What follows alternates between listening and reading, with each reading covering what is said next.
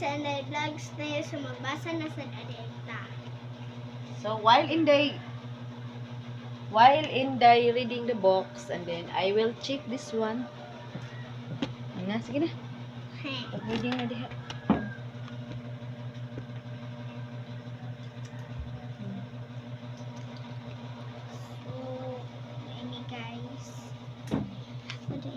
Your mouth and teeth communicate many things to other people, and what they see is all about you.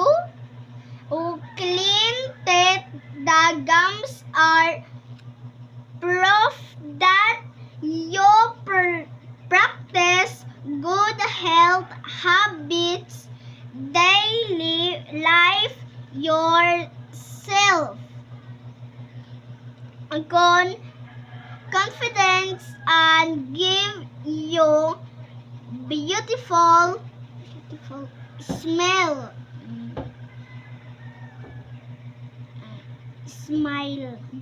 Beautiful smile. Acid ma or acid? Acid?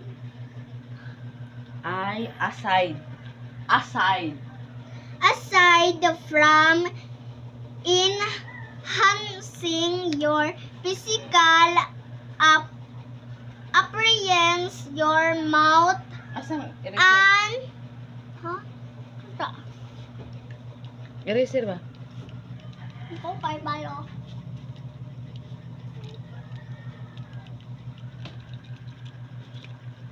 Narito oh. Plansahan. Narito Ang sa abot mo dito. plansahan.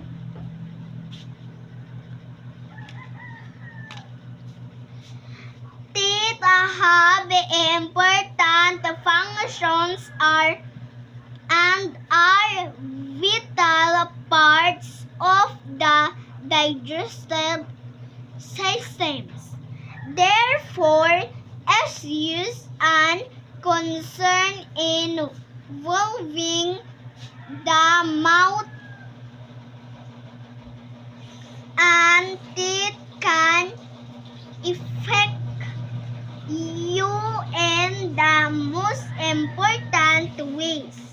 It can affect the way to take in food, your ability to chew and break down food, which is part of the processes of digestion.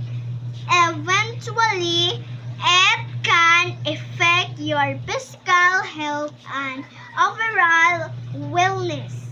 In this lesson, you will learn about the mouth, its functions and parts. You will also learn about the parts of a tooth. The lesson will also discuss the issues and concerns that have to do with the mouth, teeth, and gums.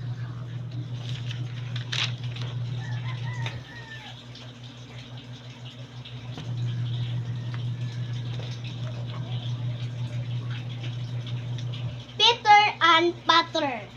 Peter Patter. Peter and Patter are two drops of water. They are great friends who usually travel the water cycle together. One day, something happened in the middle of a puddle, and the two were separate. Sometime later, Peter and Letter dilitar. Asa man? Ito lo. Letter. Later. Letter Peter and Patter. Mm. Meet again is a Cloud. cloud. After is joy. Is ba? After a joyful Reunion. reunion that Oh, tanawaan to. Oh. the two told their own stories. Mm. You wouldn't Ha? Would not believe. wouldn't ha? Wouldn't. Ulan?